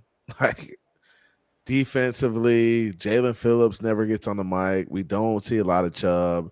It's just, I don't know, bro. It's weird. It's our media team is just weird too, how they put people on the mic. We only really hear from Tua and Mike McDaniel for the most part. Yeah. Our media do things different, but I just leave them alone at that. I know the girl who do some of the videos, so I'm very close with her. Shout out to her. Yeah, that's what's up. But yeah, I can't really condone what Tua said on this one. It seems like the only way for us to get a playoff win is by getting a quarterback that's better than Josh Allen, and Tua just admitted that he will never be better than Josh Allen. If you're not even half of what he is right now, and you're a professional athlete, what makes you think that he could get to that level? It's rough. Yeah. Mm-hmm. But speaking of Tua, next topic, we could jump into that. I'll let you read it. All right, so man, images of Joe Burrow's turf toe injury are being sent to, what is that, noted foot specialist, Dr. Robert Anderson, to be reviewed if surgery is deemed necessary.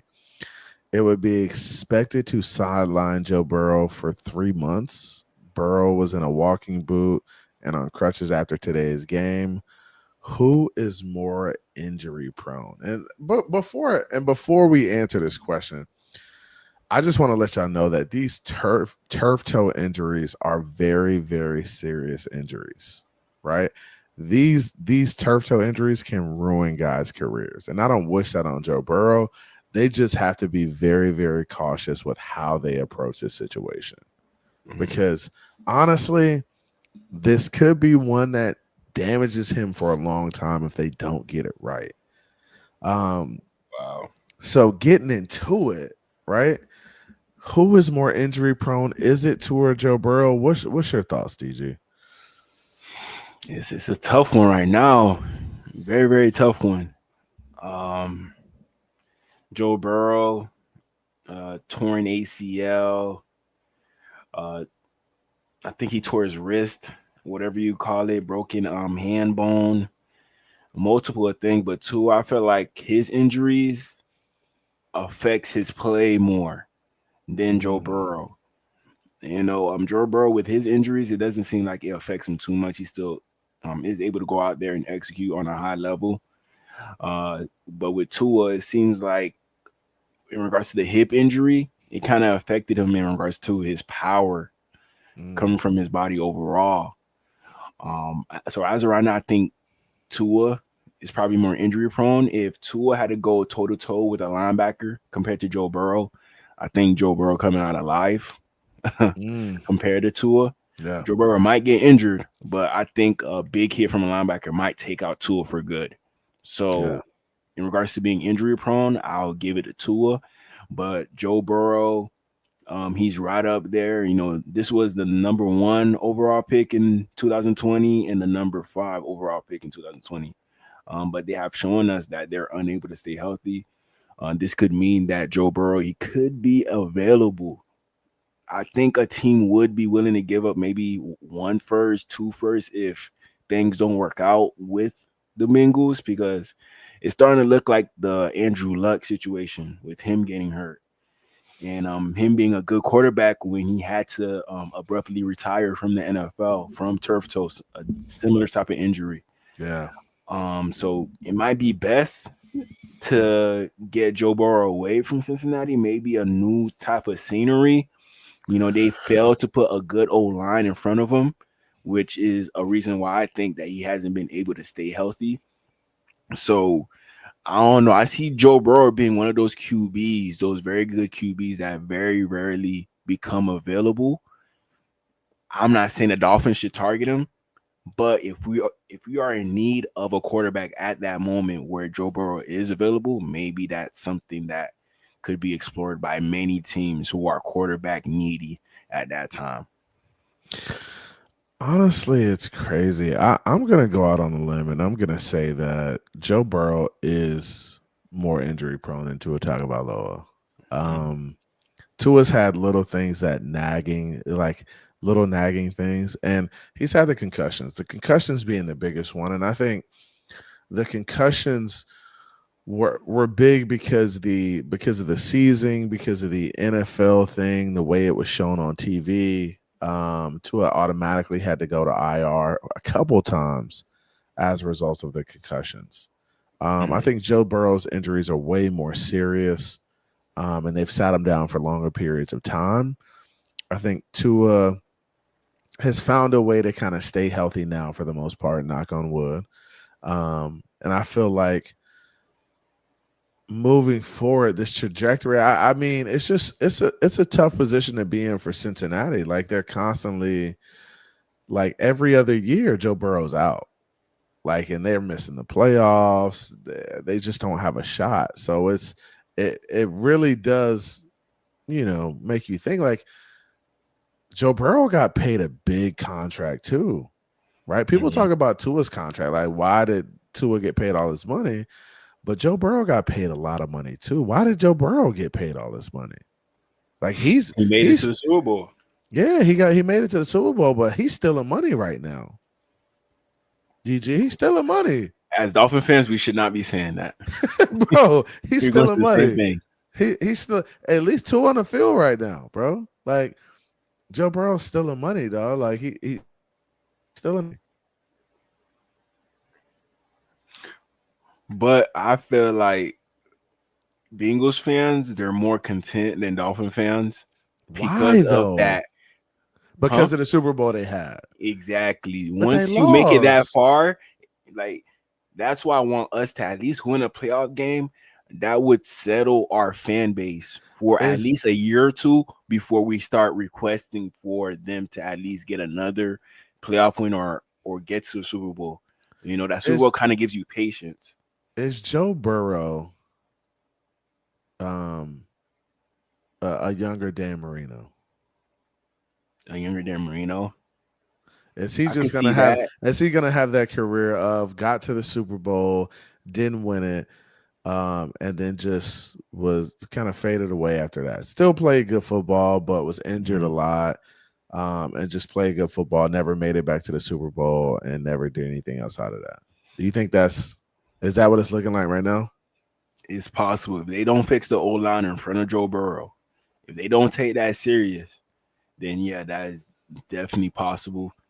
And Joe Burrow, he has to be careful in regards to the way he plays. He's not the fastest of QBs, but he has to be smart in order for him not to get hit as much. Lamar Jackson, you would expect Lamar Jackson to be more injury prone than Joe Burrow. But Lamar Jackson is so good at avoiding hits.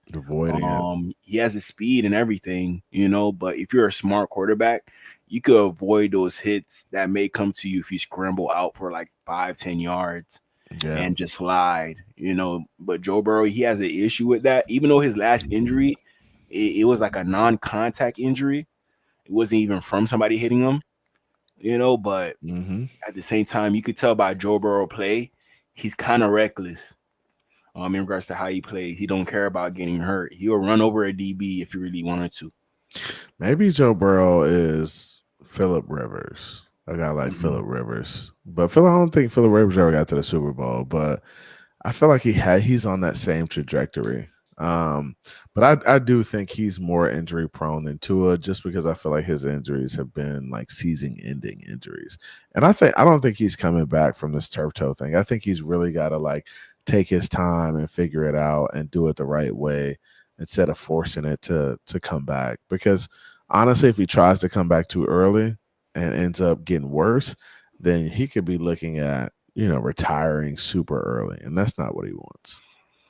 Now, you know what I think? This is my hot take. Hot take. Hot take right here. I think Joe Burrow will not end his career only being a Bengal. He will end up on another team. I don't know what team that will be, but he won't spend his whole career as a Bengal. For sure. After this injury right here, for sure, for sure. Dang. So you saying because of the injury, you feel like he's gonna be out of there for the most part. And it may not be right away, but you just feel like for some reason he's gonna be on another team sometime soon. Yeah, like some quarterbacks that are so beloved by their team, you never imagine them leaving their team in general. I can't use Tom Brady as an example because he won 6 before he left. Yeah. But I feel like a quarterback like Joe Burrow that his fans, the Bengal fans, love dearly. It's gonna get to the point as to where that love dies out because you're not on the field, and they're more willing to let you go with all these injuries piling up throughout the years. So Yeah. I feel it. What we got next? We got a couple more topics before we get out of here. What we got? yeah, we could run through them. Okay, I'll read. Go ahead, read this one. Yeah. Okay, so Patriots star wide receiver Stephon Diggs and rapper Cardi B are pregnant, expecting their first child together. This will be Cardi B's 4th child and first with Stephon Diggs. Hey, shout out to Tyreek Hill, man. I don't know if the boys working out, but hey, we gonna see. But is this a win for the Dolphins, CB? Let me know. I don't know, man. Is this a win for the Dolphins? Maybe Stephon Diggs is focused on other things. Maybe he's occupied. Maybe Cardi got him occupied, preoccupied, and he's not really focused on making plays. Maybe that's a win for us. I don't know. What's your thoughts? I mean, we lost on Sunday, so I can't really say. What did he do? Did he do anything in the game? He only got a few catches. That's it. He ain't scored. No nothing. I didn't even see the few catches that he had. How many catches did he have? I think he had like 3 or 4. Nothing big though. No big catches. No big catches, but his time probably coming soon.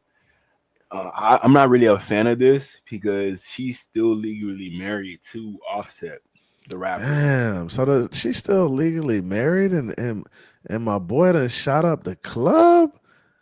Damn. Offset gotta be punching the air right now. I mean, I understand she's a billionaire. No, she's close not to it. No, she ain't a billionaire yet. She's not. No, I don't think She so. might be close. She's very. I don't know. What does she do outside of like rap? She don't got no business ventures or anything like that. Not that I know of. She not like Riri. Riri got Fenty and all this other stuff. I feel like Cardi not really rocking like that. I mean, I'm pretty sure she got a bigger bag than Stephon Diggs right now. Yeah, like, she's more financially stable than Stephon Diggs. I can see that being the case. So, what we got next, man? Mm-hmm. One thing on that, you can tell like if somebody has more funds than you, then usually a guy of a lower tier might just try to like, okay, since she got more than me, I don't mind having a baby. So I feel like that's what's happening here. Or you probably seen what Travis Kelce was doing with Taylor Swift. Hey, Tyler. Hey, Kelce said, "I got to get this bag." Mm-hmm. That's what Dick said too, I think. So, all right. So we got 3 more topics. Good. Next topic: Baker Mayfield or Tua. I wanted this topic because I'm kind of envious of the Tampa Bay Buccaneers. It's okay. It's okay to be envious of the Bucs. It's okay. You want to know why I'm envious? Why are you envious? Because when I look at Baker Mayfield, it shows me that there's no excuse for Tua to not be able to do what he's doing out there. maybe he's just in a better environment, better coaches, just better everything overall. That's why Baker is just doing so well with the Buccaneers. You know, him and Tua around the same size. Seems like Baker Mayfield has a little bit more strength in him, a little bit more moxie. You know, Baker Mayfield came from Definitely. nothing, Definitely. undrafted, not undrafted, but no scholarship, walk on. And he grinded for everything that he got. You know, sometimes you want those guys who came from nothing. You know, Tool, he was a 5-star coming out of high school. So everything was given to him. But Baker Mayfield, he still came into the league and showed that he's a top tier quarterback.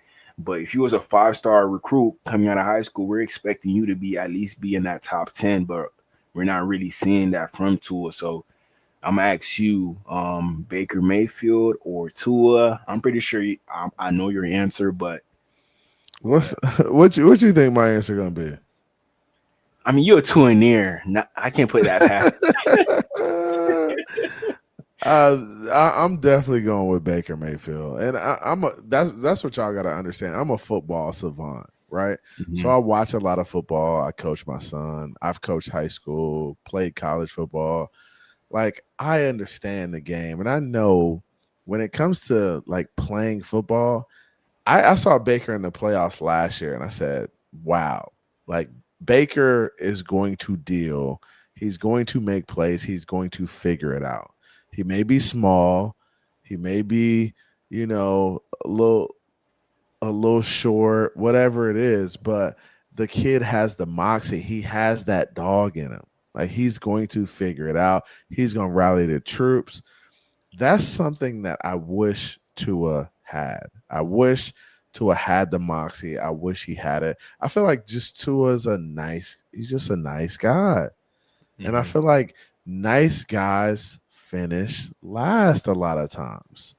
So that's kind of where I'm at with it. And I feel like Tua's got to dig down and find something that pisses him off about this game, or he's just going to continue to be on that same trajectory of just being mediocre. Mhm. And that's where I'm at with it. But what's this video you showing us right now? What is this? So this was taken this off season, and Is I'm guessing this is just coming out or this been out? this has been out. Okay. I kept my receipts. My bro said he kept receipts. I What kept is receipts. this? Who is this? Tua? This was Tua partying with Baker Mayfield on the same boat this offseason. Oh, really? Mm-hmm. Damn. Quentin Did Bell some of was that there. Baker some of Baker didn't rub off on Tua, bro.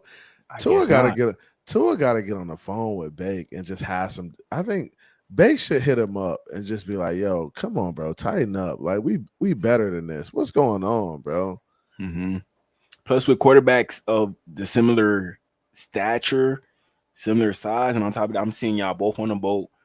I don't know, but looking at the numbers in the NFL, they're just not aligned with each other. You know, so I don't know. I don't know. You Damn, know, they got bro. their whole families on the boat. You That's know, Baker right there, right? And then that's Quentin Bell. mhm. I see stay cut. He said tour Baker and Bell on the yacht. Yeah, Yeah, bro. Damn, bro. Come on, Tua. We need some of that to rub. Where was Tua at though? I didn't see Tua. he right there. He gonna go back. Yeah, go back, go back. So that's Tua's wife right here. Oh, she laying down chilling. Oh, that's Tua right there. Okay, I see him. Mr. Owen too, right here. Come on, bro. Dirty Mr. wolf Owen pack. too. Hey, wolf pack emojis in the chat, bro. DG on one right now, bro. Wolf pack emojis in the chat. Yeah, I ain't But see a wolf in a minute. hey, I'm definitely going Baker though. I'm definitely going Baker, bro. Baker just got that moxie. We need some of that shit to rub off on Tua ASAP. You know, ASAP. and you can consider Baker Mayfield an elite quarterback based off his company here with Patrick Mahomes, Josh Allen, Joe Burrow, Lamar Jackson. And he got more touchdown than all them boys. Yeah, Completion percentage up there, 67.4.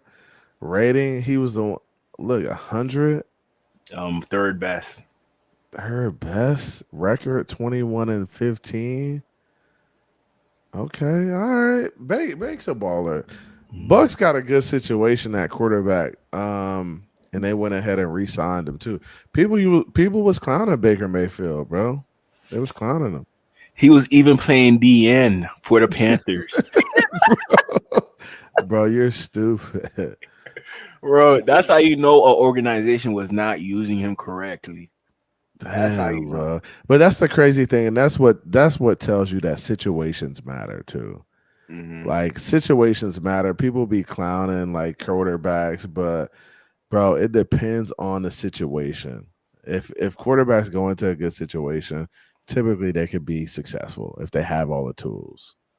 Mhm. So I'm gonna see about him this upcoming game for USC. I don't know how I feel about another Samoan quarterback, but I'm gonna check him out to see if he has the traits of being a franchise quarterback. I'm gonna check him out for you. we gotta see. Um, What else we got? Next topic. Let me pull that up 1 second. We got the week 3 schedule. We're gonna go over each game. Let us know your predictions. Week 3 predictions, huh? Sir. Wait, let me remove that. Oh, wait, hold on. Remove. Okay. Can everybody see? Let me know. Yeah, I got you. I can see it. Mhm.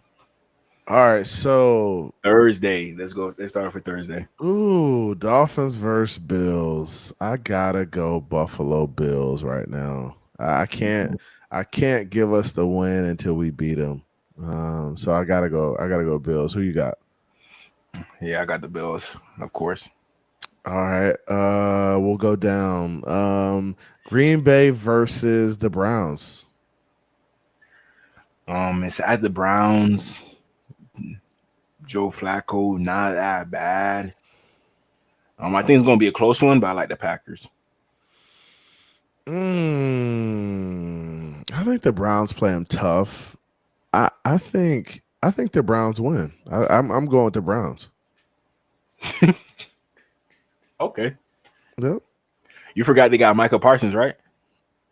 He's one player. Oh, all right. Okay. I got the Browns. Okay, CB. Bengals versus Vikings. I gotta go. Joe Burrow's out. They're playing at the Vikings. I'm gonna go Vikings on this one. I got Vikings. Starting quarterbacks will be Jake Browning and Carson Wentz. This is the battle of the two LSU wide receivers, Justin Jefferson and Jamar Chase. So if y'all putting in a parlay right now, take that. Jamar Chase and Justin Jefferson for touchdowns. You're gonna win your money for sure. Anytime. But it's at the Vikings home. Bengals, they have T. Higgins and Jamar Chase. Jake Browning has more experience with the team, so I'm taking the Bengals. Okay, Wait. so you got is JJ McCarthy out? Yeah, he's out. Oh shit, I didn't know that. Damn. Yeah, he's out.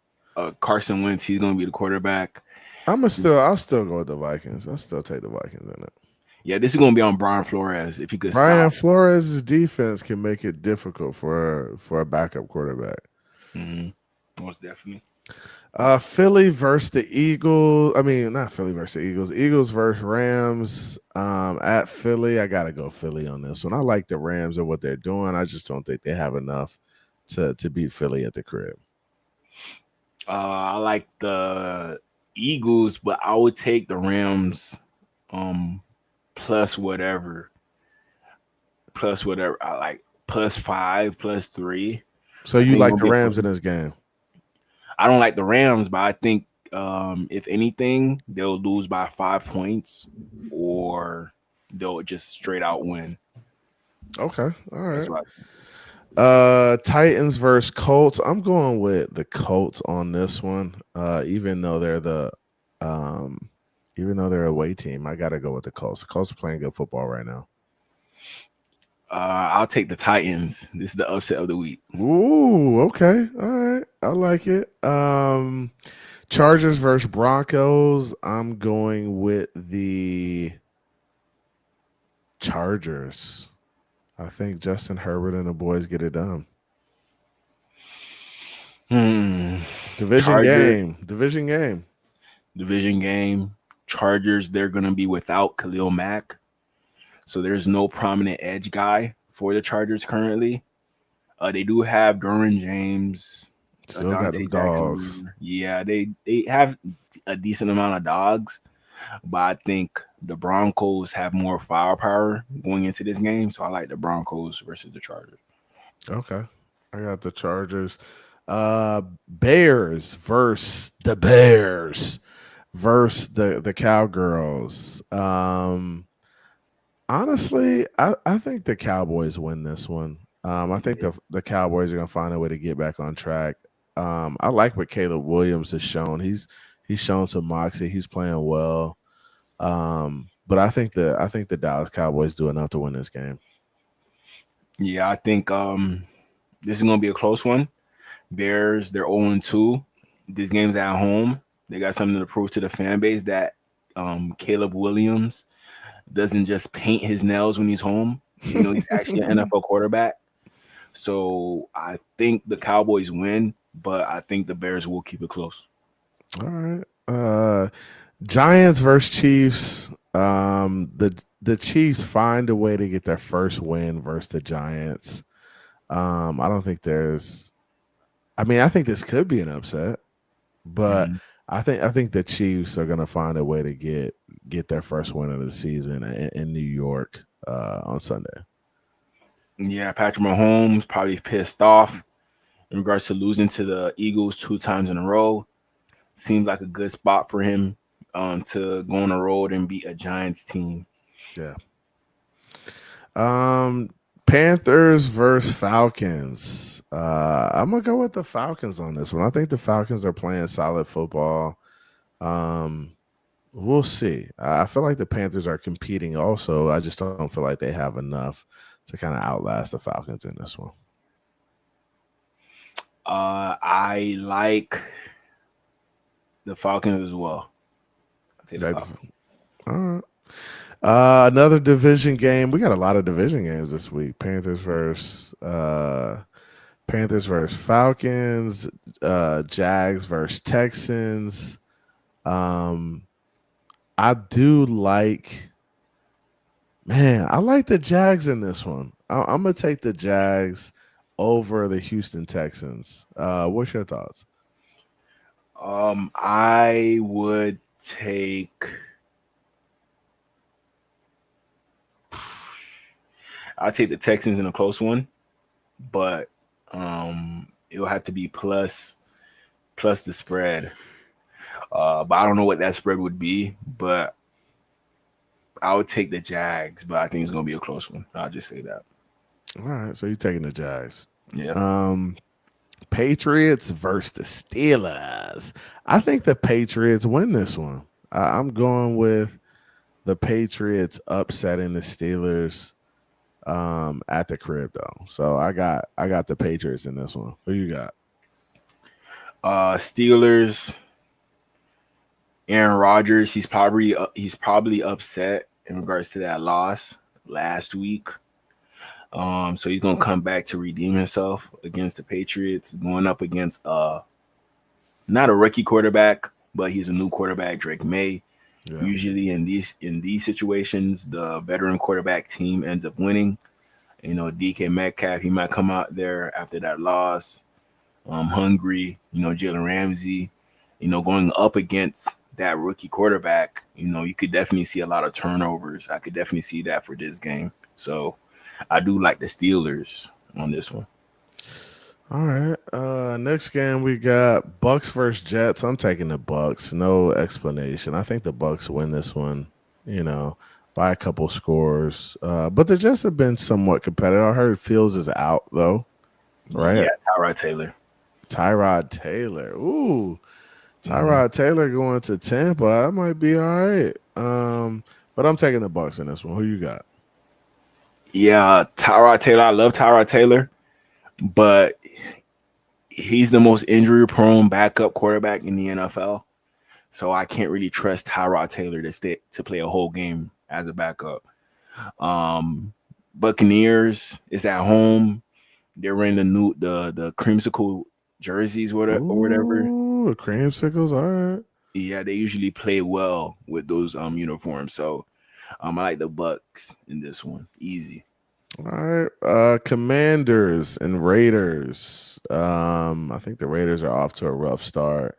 I feel like the Commanders aren't as good as people make them out to be, though. So I do think this could be an upset alert, but I'm gonna go with the Commanders on this one because I feel like they'll do enough to win the game for sure. If Jaden Daniel plays, I like Commanders. If Marcus Mariota plays for the Commanders, then it's gonna be a close one, but I still do like the Commanders. Okay. Seahawks versus Saints. I'm going with the Seahawks. I just think the Saints are bad, playing bad football right now. And the Seahawks I think they won last week kind of big too. Yeah, they beat the Steelers. A good team. Yeah. Yeah. So I'm going with the Seahawks in that one. What's your thoughts on that one? Yeah, that's an easy one. Last week when they lost to the Steelers, that was kind of like a redemption game for DK Metcalf, and they still couldn't pull it off. Seahawks are official. They're legit. I think they're winning that division. That's big. That's big right there. That would be big for the Seahawks. San Francisco, another division game. San Francisco versus the Cardinals. This is tough, but I think I'm gonna go with Cardinals on this one. I feel like the Cardinals always give San Francisco hell. I think it's a division game, so they play each other twice a year. They know each other really well. I think I'm taking the Cardinals in this one as an upset. Okay. I'm gonna have to go with